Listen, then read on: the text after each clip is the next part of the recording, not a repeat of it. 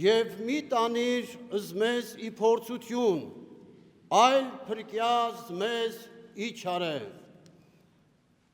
Սիրելի հավատացյալներ, իմ այսօրվա բնաբանը բնականաբար դուք գիտեք, որ տերունական աղոթքից էր և մի տանիր մեզ փորձության, այլ փրկից մեր չարերից։ Սիրելի հավատացյալներ, սիրելի հավատացյալ քույրեր և եղբայրներ, 7 կիրակիներ շարունակ մեր եկեղեցու սուրբ սեղանից քարոզներ չեղան, ընթերցվեցին ապաշխարության կանոնի աղոթքները, այն աղոթքները, որոնք որ մեզ օգնում էին այդ աղոթքները անելիս մաքրվելու մեր կատարած մեղքերից։ Մեր բոլորի հոգիների մեջ այսօր մեծագույն տխրություն կա, մտահոգություն մեր մտքերում և յուրաքանչյուրս մեզանից միշտ այս հարցն ենք տալիս ինքներս մեզ, ինչու այսպես եղավ, ինչու համար մենք այս վիճակին հասանք, ինչու համար կորցրեցինք մեր բոլոր հաղթանակները, մեր բոլոր նվաճումները։ Այո, շատ մտահոգիչ էր, տխրեցնող է յուրաքանչյուրիս այս իրավիճակը, բայց վիճակը հասկանալու համար կամ պատճառը նաև հասկանալու համար մենք պիտի գնանք մեր պատմության խորքերը։ Աստված ինչ տվեց մեզ և մենք ինչպես պատասխանեցինք Աստծուն։ 4-րդ դարի սկզբին 301 թվականին Հայաստանը Տրթատ թագավորի ջանքերով և Գրիգոր Լուսավորչի Հայաստանը հայտարարեցին քրիստոնեական պետական կրոնն ունեցող առաջին երկիրը։ Գիտեք, որ դրանից առաջ եղան կույսերի նահատակությունները, շատերը նահատակվեցին քրիստոնեական վարդապետությունը պահպանելու համար, մինչև եկավ այդ հաղթանակի օրը։ Եվ Ագաթանկեղոսն ասում է խոզի կերպարանք ստացավ, այսինքն ինքը կորցրեց իր բոլոր մարդկային հատկանիշները, գնում էր ճահիճները, անտառները և այսպես գժի նման իրեն խոսելով շրջում էր Հռիփսիմյանց կույսերի նահատակությունից հետո։ Իսկ երբ որ հալածվում էր քրիստոնյաներին, Գրիգոր Լուսավորչին բնականաբար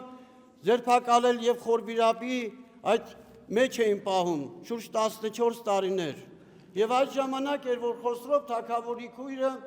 Խոսրովադուխտը խորհուրդ է տալիս, որպեսզի գնան և հանեն Գրիգոր Լուսավորչին և ասում է միայն նա կարող է, նրա օրհնությունը, նրա աչքը դնելով իր գլխին կարող է նա փրկվել և այդպես է լինում է։ Եվ հետո Գրիգոր Լուսավորչի հորդորով Տրթատ թագավորը քրիստոնեությունը ընդունում է Հայաստանում որպես պետական կրոն։ Սա մեծագույն հպարտություն է մեզանից յուրաքանչյուրիս համար։ Քրիստոնեական վարդապետության ուսմունքով մենք ապրեցինք հազարամյակներ, անցանք պատմության քարուղիներով, եկեղեցին և ժողովուրդը միմյանց հետ կիսեցին պատմության իրենց բաժին հասցրած և ուրախությունը և տխրությունը, ըմպեցին բաժակը և տխրության և ուրախության և այսպես գոյատևեցին մշտապես այդ պայքարի մեջ, չարի և բարու։ Աստված ստեղծեց այս աշխարհը, Աստված ստեղծեց 3 տոնը հրեշտակներին երկնքում և նաև սատանաները կային և երկնքում է նաև նրանց պայքարը։ Այն նույն պայքարը, ինչ որ այստեղ է, երկրի վրա է, չարի և բարու։ Եվ տարիներ շարունակ մենք այս մասին խոսում ենք, որ մեր երկիրը քանդվում է մասնավորապես վերջին տարիների ընթացքում, վերջին 30 կամ մի քիչ ավելի տարիների ընթացքում, երբ որ տարբեր կրոնական հարավայնություններ սկսեցին հիմնադրվել, տարբեր ուսումունքներ սկսեցին այստեղ տարբեր հասարակական կազմակերպություններ էին գործում։ Նրանք ներսից քայքայում են եւ այդ մասին գոնե ես բազմակի անգամներ ասել եմ, ովքեր ականջ ունեն լսելու, ինչպես ավետարանն է ասում, թող լսել, բայց մենք չլսեցինք, բայց ինչու չլսեցինք։ Եվ առ այսօր չենք լսում։ Ինչու չենք լսում, որովհետև ինչպես Վահան Թեքյանի եկեղեցին հայկական բանաստեղծության մեջ էր ասում, նկարագրում է քրիստոնեական մարդու կերպարը, մենք այդ կերպարի մեջ չէինք այդ կերպարի մեջ եւ շատ հեռու ենք այդ կերպարից։ Եկեղեցին հայկական մեն մի քարին տակ գետնի դեպի երկինք բարձրացող գաղտնի ճամփամ ունի։ Մենք այդ ճամփի հետևից չգնացինք, այլ գնացինք միմյանց հետ մշտապես միմյանց բան բասելու, միմյանց չարաշահելու, փոխանակ միմյանց սիրելու, միմյանց գուրգուրելու եւ հասկանալու։ Ինչու համար, որովհետեւ մենք մեր ընտանիքներից դուրս չեկանք։ Ամեն մեկը մեր եկեղեցին հասկացանք մեր ուղեղով, մեր ընտանիքով եւ նաեւ Տերը չեղանք մեր երկրի։ Եթե մենք մեր ընտանիքները տիրություն չանենք, այն պիտի քանդվի, եւ նույնը նաեւ եկեղեցու մեջ է։ Բազմաթիվ օրինակներ կարող ենք բերել, թե ինչպես է քանդվում, տարիներ շարունակ եկեղեցական կանոններն ու կարգապահությունները խախտելով։ Առ այսօր նշանակություն չտալով, երբեք չենք ասում, որ գնում ենք եկեղեցի աղոթելու, ասում ենք գնում ենք եկեղեցու մոմ վառելու։ Այդ դրա համար է, սա այստեղ է պատճառը, որովհետև եկեղեցում Աստծուն չտեսանք, միայն նյութով հարաբերվեցինք նյութին, մենք Տիրոջը չտեսանք։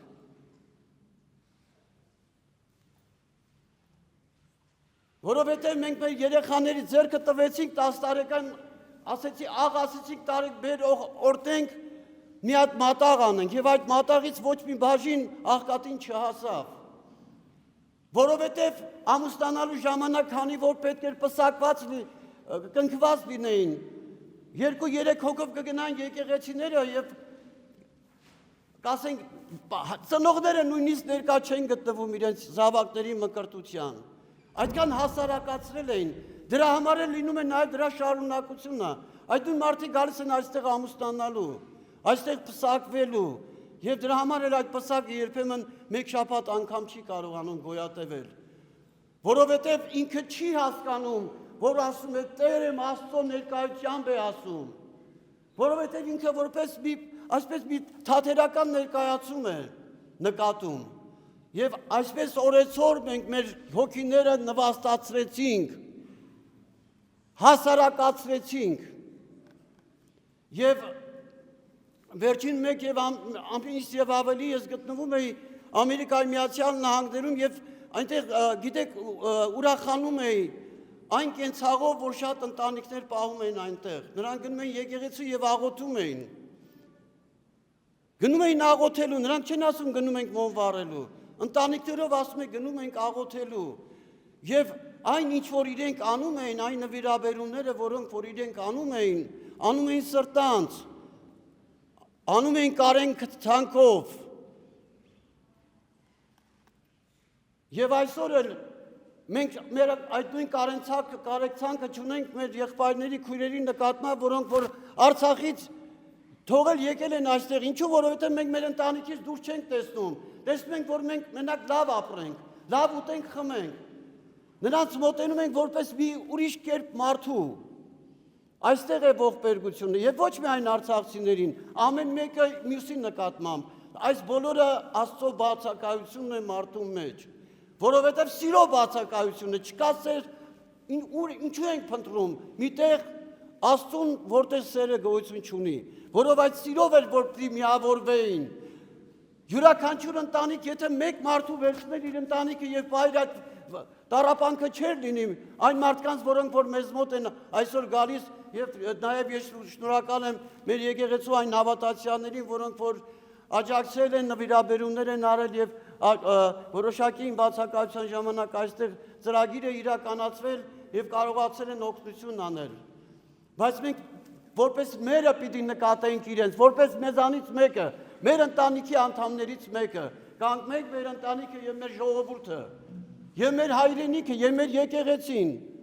ամենտեղ կլինեն լավը կամ վատը, մենք սիրում ենք բամբասել,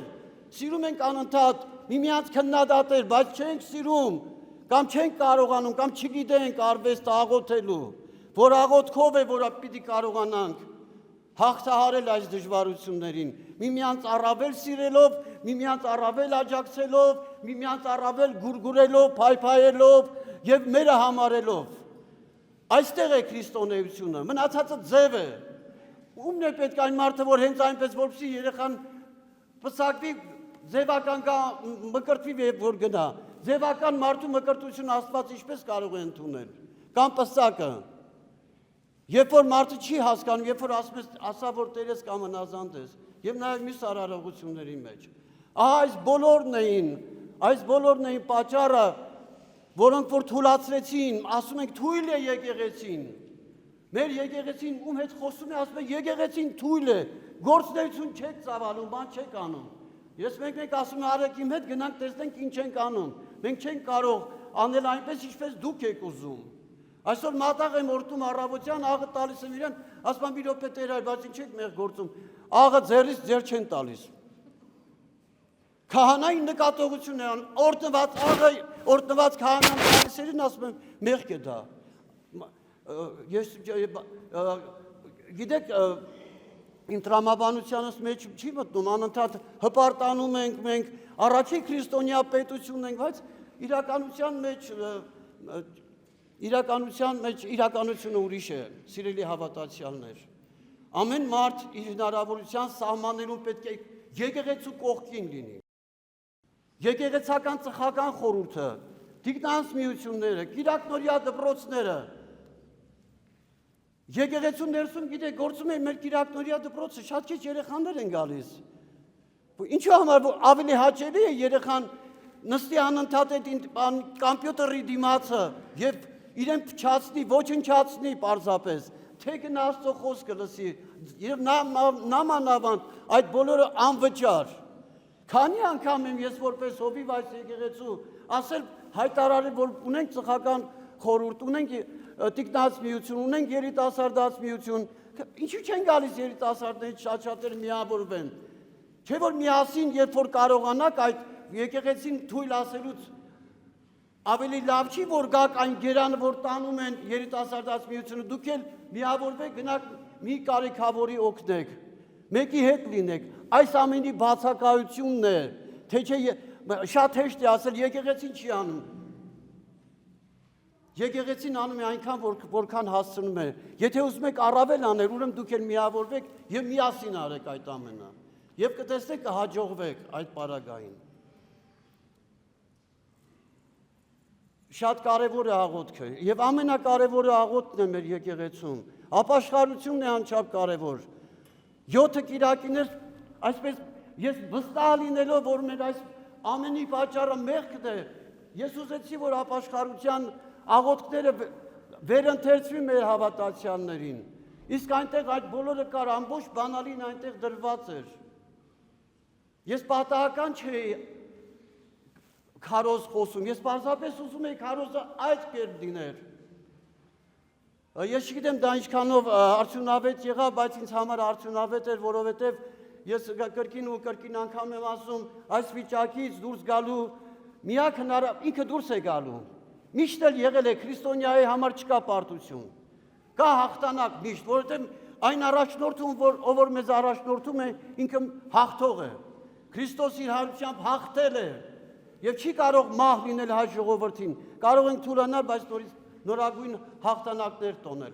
Ուրեմն սիրելի հավատացյալներ, իմ աղոթքն է առ Աստված, որ Տերը մեզ շնորհներ պարգևի, որպեսզի մենք կարողանանք միմյանց առավել սիրենք, որպեսզի կարողանանք միմյանց առավել օգնենք նամանավանդ դժվարությունների ժամանակ եւ լինենք մշտապես մեր հայրենասեր անհատը մեր երկրի եւ նաեւ ճշմարիտ հավատացյալը մեր մայր եկեղեցու։ Այն ժամանակ հաղթանակը առավել կմոտենա մեզ բոլորիս համար եւ այդ հաղթանակները մենք կտոնենք մեր ընտանիքների մեջ, մեր երկրում։ Տիրոջ սերը, խաղաղությունը, լույսը թող մշտապես լինի ձեզ եւ ձեր ընտանիքների